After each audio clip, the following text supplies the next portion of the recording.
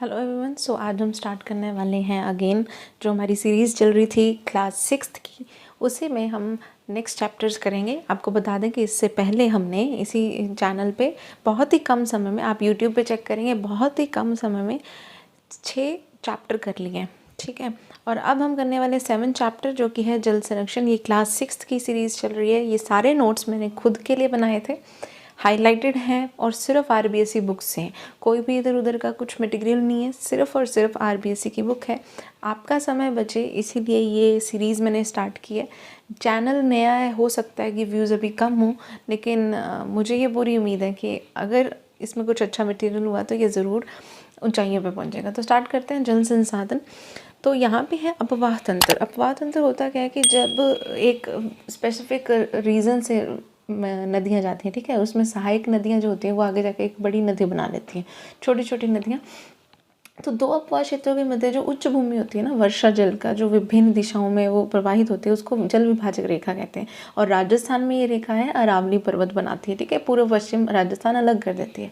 अब अपवाह तंत्र में बंगाल की खाड़ी का जो अपवाह तंत्र है वो मोस्ट इंपॉर्टेंट है। ये पूर्वी भाग में बहने वाली बनास, काली सिंध, पार्वती और नदियाँ किस में जाके मिलती हैं? बनास, काली सिंध और पार्वती, ये मिलती हैं चंबल में। अब ये जो चंबल नदी है वो आगे जाके किस में मिलेगी? तो यमुना में। और जब ये यमुना नदी आगे जाके गंगा में मिलती है तो ये सारी अंत में जाके बंगाल की खाड़ी में मिल जाती है। तो इस तरह से ये इसका एक रूट हो गया, किसका? बंगाल की खाड़ी का अपवाह तंत्र। वापस बोलती हूँ, पूर्वी भाग में कौन कौन सी है? बनास, काली सिंध, पार्वती, चंबल में जाती है यमुना, फिर गंगा और फिर बंगाल की खाड़ी में। नेक्स्ट है अरब सागर का अपवाह तंत्र। अब ये कैसा है? ये अरावली के पश्चिम भाग में, ठीक है। और इसमें कौन कौन सी नदियां हैं? माही, लूनी, साबरमती और पश्चिमी बनास, ठीक है। आपको वापस से बता रही हूँ मैं कौन कौन सी। माही, लूनी, साबरमती और पश्चिमी बनास, इसको क्या कहते हैं? अरब सागर। नेक्स्ट है आंतरिक प्रवाह, यानी कि जो कहीं जाके मिलती नहीं है, समुद्र तक पहुँच ही नहीं पाती, पहले ही सूख जाती है।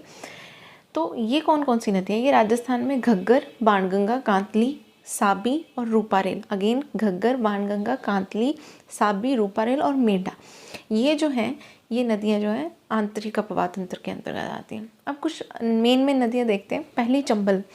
अब ये स्टार्ट कहाँ से होती है? तो चंबल की जो नदी है ये मोस्ट इंपॉर्टेंट मानी जाती है, इससे बहुत सारे क्वेश्चन आते हैं। मध्य प्रदेश में विंध्याचल जो पर्वत है वहाँ से स्टार्ट होती है। सबसे लंबी और एकमात्र वर्ष भर बहने वाली नदी है। और ये चित्तौड़गढ़ जिले में जो भैंसरोड़गढ़ है वहाँ से प्रवेश करके कोटा, बूंदी, सवाई माधोपुर, करौली, धौलपुर जिला में बह के उत्तर प्रदेश में यमुना नदी में मिल जाती है। अभी अपने पढ़ के आए थे। इसकी सहायक नदियाँ हैं बनास, बेड़च, कुठारी, काली सिंध और पार्वती। राजस्थान का जो औद्योगिक नगर कोटा है वो चंबल नदी के किनारे ही है, ठीक है। तो यहाँ से पता लग गया औद्योगिक नगर कौन है? कोटा है। कहाँ है? चंबल नदी के किनारे। नेक्स्ट है बनास। अब ये बनास क्या है? राजसमंद जिले की खमनोर की पहाड़ियों से निकलती है और चित्तौड़गढ़, भीलवाड़ा और टोंक से बहकर सवाई माधोपुर के रामेश्वर के निकट जो चंबल है उसी में मिल जाती है। एक मौसमी नदी है, ये राजस्थान में बहने वाली, पूर्णतः राजस्थान में बहने वाली ये सबसे लंबी नदी है, ठीक है। इसकी जो लंबाई है वो 480 किलोमीटर है। टोंक और सवाई माधोपुर जो है नगर बनास नदी के निकट ही है। मेनार और कोठारी, बेड़च, ये जो है इसकी खारी नदियाँ इसी के साथ है। लूनी। अजमेर जिले के गोविंदगढ़ के निकट सरस्वती का और सागरमती नामक 2 धाराओं के मिलने से ये नदी बनी। अजमेर, नागौर, पाली, जोधपुर, बाड़मेर, जालौर, इनमें बहने के बाद ये कच्छ की खाड़ी जो कि गुजरात में है वहाँ पे मिल जाती है, ठीक है। बाड़मेर जिले के बालोतरा तक इस नदी का जो जल है वो मीठा होता है। अगेन जो मीठा जल है वो कहाँ तक है? सिर्फ बाड़मेर के बालोतरा, उसके बाद ये खारा हो जाता है, ठीक है। किसका? लूनी नदी का। इसके साथ जो सहायक नदियाँ जोजरी, बांडी, जवाई, मीठड़ी, खारी, सूकड़ी, सागी, गुहिया, ये सब याद करना पड़ेगा अगर सीट लेनी है एक तो अपने लिए। तो माही। अब माही क्या है? मध्य प्रदेश के विंध्याचल पर्वत से इसका उद्गम है। राजस्थान के बांसवाड़ा और प्रतापगढ़ जिले में बहने के बाद ये खंबात की खाड़ी में मिल जाती है। इसकी जो सहायक नदियाँ वो सोम और झाकम है। उसके बाद है बाणगंगा। इसका उद्गम जयपुर जिले में स्थित जो अरावली की बैराट पहाड़ी है वहाँ से होता है। भरतपुर में घना वृक्षी जो विहार उद्यान है उसकी नम भूमि का कारण ये बाणगंगा ही है। इसे अर्जुन की गंगा भी कहते हैं, तो ये इंपॉर्टेंट है। घग्गर। ये अंतर्प्रवाही नदी का उद्गम हिमाचल प्रदेश के हिमालय पर्वत की शिवालिक श्रेणी से होता है और ये उत्तरी राजस्थान में ये हनुमानगढ़ में प्रवेश करती है, गंगानगर से आती है। और इस नदी को प्राचीन सरस्वती नदी का अवशेष और सहायक नदी माना जाता है। अभी ये जो मैप आपके सामने आने वाला है ये देखने में आपको टिपिकल लगेगा, लेकिन एक्चुअल में क्या है, समुद्र तल से सिर्फ ये ऊंचाई दे रखी है, ठीक है। तो आपको एक ओवरव्यू सा याद रखना है कि जो राजस्थान का पश्चिम एरिया है वो 300 अबव है या 150 के बिल्कुल अराउंड है, और जो राजस्थान का मिडल जो आपको येलो कलर दिख रहा होगा वो 600 के अराउंड है ना, और उसके बीच में ये डार्क ब्राउन कलर भी है जो यहाँ पे अभी विजिबल नहीं है, बहुत कम है ये 900 के किलोमीटर। जो पहाड़ वगैरह है वो वाला एरिया, इसमें थोड़ा जूम करके आपको दिखा देते हैं। ये जो राजस्थान है इसमें बिल्कुल पश्चिम एरिया में आपका रेगिस्तानी इलाका आ जाता है ना, इसीलिए तो यहाँ पे दिखाया हुआ है। और बीच में इसमें कुछ झील दिखाई हुई है, बनास नदी दिखाई है, बाणगंगा, मोरेल, पार्वती।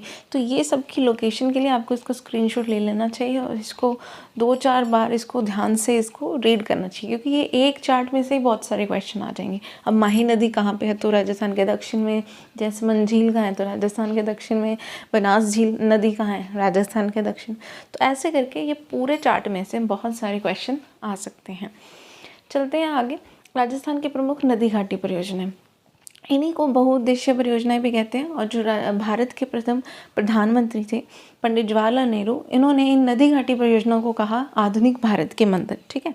चंबल परियोजना, माही बजाज सागर परियोजना, बीसलपुर परियोजना, सरदार सरोवर परियोजना, ये सारी नदी घाटी परियोजनाओं के अंतर्गत आती है। बात करेंगे अब चंबल परियोजना के। फिर राजस्थान और मध्य प्रदेश राज्यों की ये संयुक्त परियोजना है। जैसे कई बार 4 क्वेश्चन दे देते हैं और बताओ इसमें से कौन सा गलत है, तो सब आने चाहिए। इसमें 4 बांध हैं। गांधी सागर बांध मध्य प्रदेश के मंदसौर जिले में है। चित्तौड़गढ़, अब मैंने जैसे आपको बोला ना, ऐसा क्वेश्चन रिसेंटली कंप्यूटर ऑपरेटर में आया भी था। उन्होंने 4 चीज़ें दे दी और एक उसमें से गलत था। अब मान लो उन्होंने बोल दिया कि ये राजस्थान के मंदसौर जिले में स्थित है गांधी सागर, तो वो गलत हो गया ना। तो ये गलत छाड़ने के लिए पहले सही आएंगे तभी अपने फाइंड आउट कर पाएंगे। तो चलते हैं वापस। तो इस परियोजना से क्या होता है, जल विद्युत सिंचाई का सुविधा मिलती है। 4 बांध हैं। गांधी सागर बांध मध्य प्रदेश के मंदसौर में है। राजस्थान में चित्तौड़गढ़ जिले में राणा प्रताप सागर बांध है और कोटा जिले में जवाहर सागर और कोटा बैरल, दोनों ही बांध कोटा में। ये आपको यहाँ पे फिगर भी दिख रहा होगा राणा प्रताप सागर और माही बजाज सागर बांध का।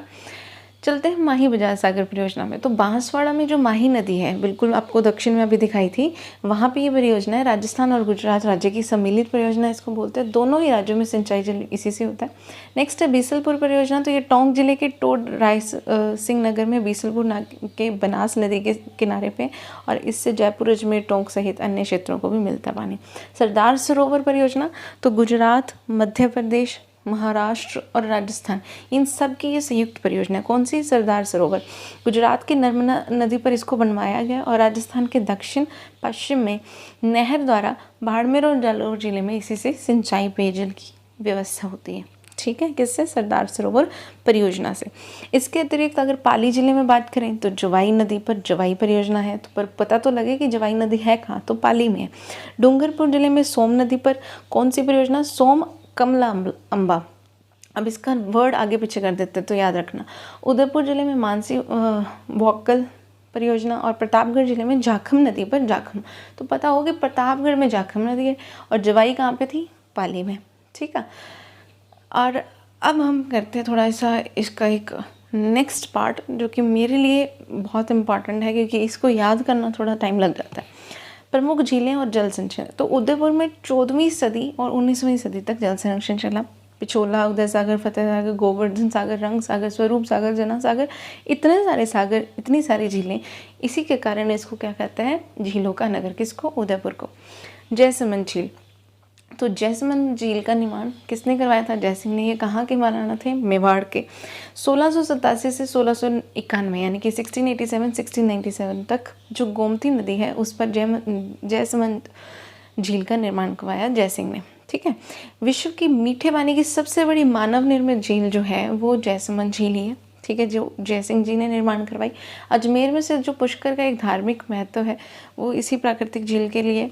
आना सागर भी अजमेर की एक प्रसिद्ध झील है। और सिरोही का जो माउंट आबू है उसमें नक्की झील है, ठीक है। तो जो नक्की झील है वो सर्वाधिक ऊंचाई पर स्थित प्राकृतिक झील है। तो सर्वाधिक ऊंचाई पर प्राकृतिक झील नक्की कहाँ पे? माउंट आबू कहाँ है? ये सिरोही में, ठीक। राजसमंद जिले में स्थित राजसमंद झील भी प्रसिद्ध है। उससे पहले ये उत्तरी भाग जो इसका राजसमंद झील का उत्तरी भाग है उसको 9 चौकी, पहले वाली नक्की थी, ये 9 चौकी है, ठीक है। ये राजसमंद झील में प्रसिद्ध है। अब हम करते हैं नेक्स्ट। जोधपुर में क्या है, बालसमंद, कायलाना और उम्मेद सागर। जैसलमेर में क्या है, गढ़ी सागर, गढ़ीसर। डूंगरपुर में गेप सागर। बीकानेर में कोलायत। अलवर में सिलीसेट। ये सारी झीलों के नाम हैं, ठीक है। अब क्योंकि ये सारी मीठी थी, अब पढ़ेंगे खारे पानी की झीलें, ठीक है, जो मीठी नहीं है। जयपुर, अजमेर और नागौर के मध्य सांबर झील है। बाड़मेर की पंचपदरा, ये सारी खारे पानी की झीलें हैं, ठीक है। जयपुर, अजमेर, नागौर में सांबर झील, बाड़मेर पंचपदरा, नागौर डीडवाना, बीकानेर लूणकरणसर, जैसलमेर पोखरण, जोधपुर फलोदी। ये आपको सब याद करना ही होगा, ठीक है। ये बहुत इजी लैंग्वेज में दिया है, अगर अपने बाहर की बुक्स में देखें उसमें तो बहुत सारा मैटर है। अब फिर से ये एक चार्ट आ गया, मुझे लगता है इस चार्ट में से ज़्यादा क्वेश्चन नहीं आएंगे क्योंकि बहुत टिपिकल सा चार्ट है, लेकिन इम्पॉर्टेंट तो कहा जा ही सकता है। ये उदयपुर में जो झीलों का निर्माण जो उस सदी के मेवाड़ के राणा महाराणा थे उनके द्वारा ये मानचित्र बनाया गया था, ठीक है। तो इसमें अगर थोड़ा बहुत अगर एक बार पढ़ा होगा तो याद रहेगा। जैसे झीलों को जोड़ने वाले सेतु कैसे थे, गोवर्धन सागर पिछोला से जुड़ा हुआ था, पिछोला दूधतलाई से, और पिछोला अमरकुंड से भी जुड़ा हुआ था। अब ये जो पिछोला है ना वो कुम्हारिया तालाब से भी जुड़ा हुआ है, तो यानी कि ये पिछोला 4 बार आ गया, ठीक है। गोवर्धन के साथ दूध और अमरकुंड और कुम्हारी। अब ये तालाब जो है वो रंग सागर से, अमरकुंड रंग सागर स्वरूप सागर, तो रंग सागर 3 से जुड़ गया। स्वरूप सागर जो है वो फतेह सागर से जुड़ा हुआ है। अब इसको दिखाने के लिए इन्होंने कुछ मार्किंग करके दिखाया हुआ है 1 2 3 4 5 करके। सबसे पहले गोवर्धन सागर झील से ये शुरू करते हैं, पिछोला झील के पास दूधतलाई झील आती है, उसके बाद अमरकुंड झील आती है, फिर कुमारिया तालाब झील आती है, और इसी के साथ रंग सागर, स्वरूप सागर, गुमानिया। तो ये सारी जो झील हैं ये उदयपुर का एक नक्शा तैयार करवाया हुआ था, ठीक है। तो आप इसको 2-3 बार पढ़ेंगे तो ऐसा क्वेश्चन वो वैसे तो नहीं देते, पर क्यों रिस्क लेना, जॉब तो अपने को ही चाहिए। अब पढ़ते हैं जल संरक्षण। तो जल संरक्षण वो कह रहे हैं कि हमारा दायित्व है, और राजस्थान में रूफ टॉप संचयन और वाटर हार्वेस्टिंग तकनीक बहुत ज़्यादा फेमस है। घर की जो छतें होती हैं उस पर पानी को सेव करते हैं, ठीक है। पश्चिमी राजस्थान में जो एक पानी को सेव करने का तरीका था वो टांका, खड़ीन और जोहड़ है। ये इम्पॉर्टेंट इसलिए है क्योंकि ये क्वेश्चन आया हुआ है और पता नहीं था तब कि टांका, खड़ीन और जोहड़ में फ़र्क क्या है। तो इसका इम्पॉर्टेंट ये याद रखिए कि टांका जो है वो पश्चिमी राजस्थान में, पहले तो भूगर्भ के भूमि के अंदर का अपवाह जो है वो नदी जल का बहना ही होता है। टांका क्या होता है, पश्चिमी राजस्थान का, पहले ये याद रखिए। जल संरक्षण में जो घर पे कुएंनुमा संरचना बनाते हैं वो टांका है, ठीक है। लेकिन जो कृषि के लिए जल संरक्षण वाला बनाता है वो खड़ीन है, और जो जोहड़ होते हैं वो सिर्फ भूमि में जल का स्तर को बढ़ाने के लिए बनता है, ठीक है। तो संरक्षण का मतलब आप सबको पता ही है, संरक्षित रखना। इसके बाद कुछ इंपॉर्टेंट क्वेश्चन है, अभ्यास प्रश्न जो आपको करने होंगे ताकि आपकी रिवीजन और भी अच्छी हो सके। अगर आप अब तक इस वीडियो को देख रहे हैं तो आप बहुत ही ज़्यादा मेहनती हैं, क्योंकि ज़्यादातर हम इधर उधर दूसरी वीडियोस में चले जाते हैं, कोई बुला लेता है, ठीक है। तो अब ये क्वेश्चन आपके सामने है, माही बजाज, बाणगंगा, ये सारे क्वेश्चन। चंबल नदी की सहायक नदियाँ, राजस्थान की प्रमुख नदी, इसमें से MCQs भी आ सकते हैं कि चंबल नदी की आपको जो एक चार्ट बनाया था कि कौन सी नदी किस में मिलती वो बताओ, है ना। परंपरागत कितने साधन थे, जल खड़ीन ये क्या होता है, तो ये सभी को आपने एक बार फिर से रिवाइज़ कर लेना है। एक दो वीडियो को ऐसा किया कीजिए, मेरे चैनल ने किसी भी चैनल पे कोई भी एजुकेशनल वीडियो देखते हैं उसको 2-3 बार देखा करिए, वो याद हो जाएगी, बजाय कि 5-6 वीडियो देखने के एक को पहले 2-3 बार देख लो। नेक्स्ट हम करेंगे चैप्टर 8 आजीविका के प्रमुख क्षेत्र। थैंक यू सो मच अगर आप अब तक सुन रहे हैं, थैंक यू।